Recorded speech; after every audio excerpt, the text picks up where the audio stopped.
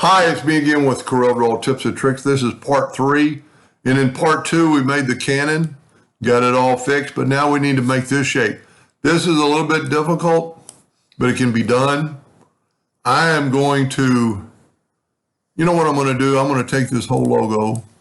I want to make sure it's grouped together. And I'm going to go to the transparency tool. And I'm going to make it a little bit transparent so we can see my lines when I draw them. That's a pretty neat way to do things.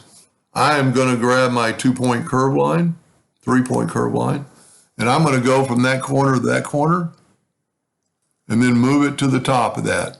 Now I'm going to grab that node and kind of, the picture I have has been cut off, but I'm just going to kind of curve it. And you can see we're a little bit off, so we can get the shape tool. And that's about probably where it should be, but we're going to cross them and then take this handle and get it back to the middle. Now, this needs to be symmetrical. So what we're going to do, we're going to nudge it down. We're going to Control D and make a duplicate, and we're going to mirror it. And that's how much we're off. What I'm going to do now is nudge that up. See how well, what I need to do, tell you what, before I do anything, I'm going to, we only need this curved line here. So I'm going to select that node, I'm going to right click, and I'm going to break it apart. Now that's a separate unit. We're going to go up to Object and break the curve apart. Now I can grab just that line. I'm going to Control D and duplicate it.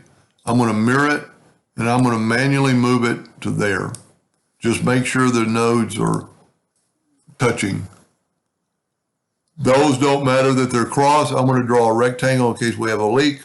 Use the Smart Fill tool, and we have no leaks. So I'm going to nudge that over. And I'm going to left click, right click, and red. I'm going to get rid of all this.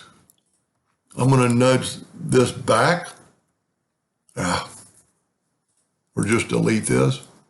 I'm going to nudge the red one back. I'm actually going to nudge up just to see how close we are, and we're pretty good. Now what I'm going to do, if you notice that these lines are tapering down, I think the easiest thing to do would be to take our line and try to make it about, I'm still working on, I'm going to change that. I'm going to hit F12 on the keyboard. And I'm going to go to graphic, and I'm going to turn this back to point whenever I work on somebody else's, and I'm actually going to make it red and not CMYK, RGB, doesn't really matter in this case, but then I'm going to make it red. So now every time I draw, it'll be in red. Now what I want to do is take that line and make it a certain point. Make it like I hit the logo. I want to grab the line, and you can see down there I've got a line.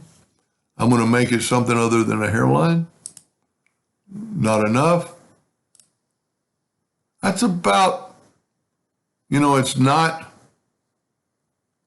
dead on.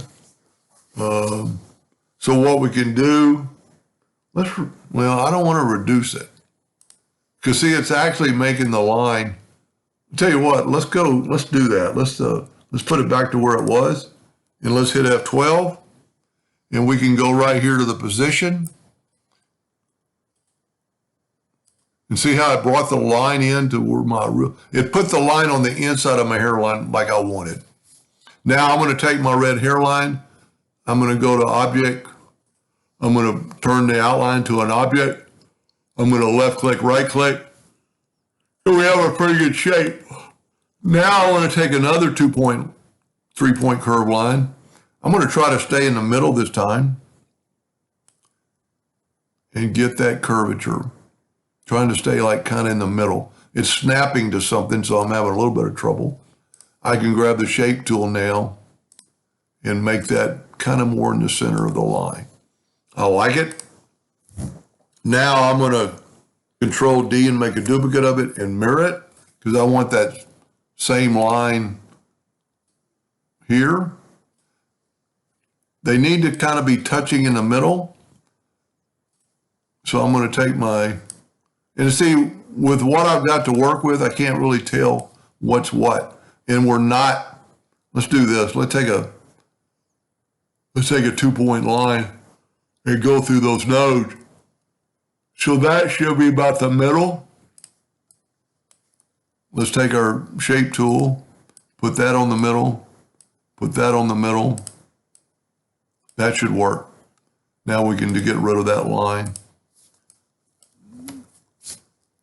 But that's too thick for the white line. And what we can do now is, let's try this. You know what, I'm going to delete that line for a second, because I'm going to make this line something other than a hairline. Maybe 5.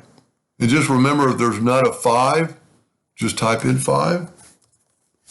I'm going to go to Object, convert the outline to an object. I'm going to left click, right click. And you see what I did? I made that shape of that white. We need to move this up into here first. And I can actually move it more to the white.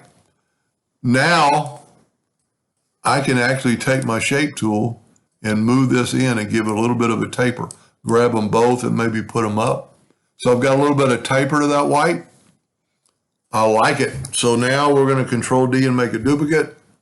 Sometimes you have to click off of it, grab that line, make a duplicate. I didn't Control D, put it back, take your new one. And there's probably mathematically a way. We're going to look at the center here in a second. But we're pretty good. We can move that line more to the center of the other line. And if I was going to do this for real, I'd probably, take a step and back up and center it and everything. Make it all even. I've got a little bitty line there that I might have drawn. We're going to delete it. Delete. Now let's see if we have any leaks in this. So we're going to take just any color, and we don't really have a leak, but there's something stopping it from, well, it's probably the logo itself. So then what we can do, and it's hard to tell with the logo, but the blue is going to be tapered too. I'm going to take a 2-point line and just draw from right there, and that's going to stop the blue. So now I need to try to grab my logo and nudge it out of the way. And we just have that. I'm going to go ahead and don't really have to, but I'm going to go ahead and delete these lines. I want the stopping point there. Now let's see if it works. I'm not going to try to, to match the colors, all you have to do is take the Smart Fill tool and grab that gray or that bronze. There we go. Then I'm going to, let's take a yellow box, turn it yellow, go up to Object, Order, back a page. This might get a little transparent so it's not as dark. Let's grab the Smart Fill tool and get a white and fill in that line. I'm going to undo this in just a second. I just want to make sure I don't have any leaks.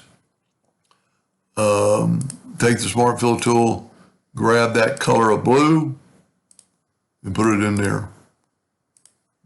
Okay, I got a little leak because it hit that white.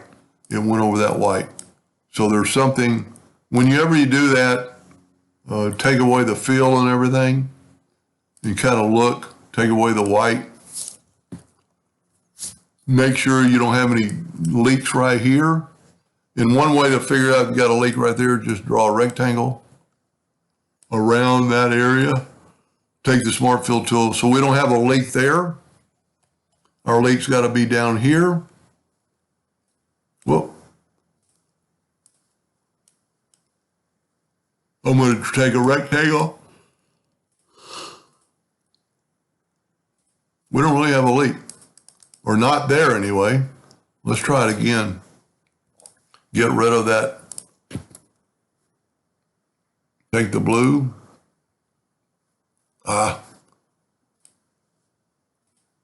There we go. Now take the white. Let me get rid of that box I created.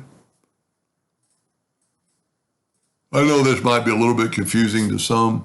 And see, it didn't fill in that box because that box was there. So let's get rid of that box first. Take the Smart Fill tool, fill that in. Take a white. I don't have to match the colors. I'm just going to make it white. Look at that, folks. Now I'm going to take the bronze and fill it in. It'll look a lot different when we do the cannon in there, in the red. So I'm going to select it all, and I'm going to put no fill in an outline. Because now I need to, and remember I have not moved anything. I've nudged everything the whole time. The bronze is bronze with no white here. So we want that bronze to leak through. So what we're going to do is take the Smart Fill tool and do all that. Get rid of all these lines. I messed up a little bit there. See, somehow that cannon isn't quite as big as I thought it was. I'm going to have to grab it, go up to Object and ungroup it. I must not. See, a lot of times, let's do this. A lot of times you're going to be grabbing the yellow. For right now, I'm going to delete the yellow. I should have just nudged out of the way. I can nudge it back. We got something going on right there, so I want to I need to select it and go up to Object. Whenever you can't, wow. See, I'm actually grabbing something else. I'm going to grab the cannon, go up to Object, Group, and ungroup it. A lot of times when you're doing that, you're grabbing something else. So we're going to take our node and just move it where that's inside the wall of the bronze, and then I can get rid of all this. Now, we're not going to have white there, so we're going to stop that white. This is all going to be bronze. This is all going to be bronze. This is, that should not, yep. A lot of times if you just back up and try it again, you're good to go. That needs to be all white. That needs to be all white around the cannon. We'll do the same thing on the other side. In all this work, all we're doing is getting rid of, so we can have that word gone. I've lost track of what I'm doing. This is white. I lost part of my white cannon. There we go. Sometimes, like right here, look at that. Now that line didn't delete. So sometimes just back up and try it again. We want the bronze of the cannon to go all the way through there, but we don't want the white. This is blue, so we want the blue to stop there. A lot of times you don't have to delete all the lines because the Smart Fill tool will fill that in. So, almost through. This is white, so we want all this to be white. Now, let's cross our fingers and hope it works. Seeing if I would have just nudged that box out of the way. Object, order, back a page. I'm not going to bother this time with reducing it. I'm going to get the bronze, fill in all, well, see, when you're doing this, you find out, well, you forgot to do this. I actually deleted a line I shouldn't have deleted. And that's okay, because you can just take a line and grab it there. We're going to turn all the lines off here in a second. So now that bronze is going to fill in all that. Cannon, wheel, inside a wheel. I'm not going to, I've already shown you how to change the color. We're just going to use standard RGB colors. Well, it would help if you pick blue, Doug. We're almost through, folks. Grab a white. Now we'll add the red in just a second. Look at that. And see how it blended in all the whites, or filled in all the whites. It's a pretty neat logo. I hope when he's through, he sends me what he did with it.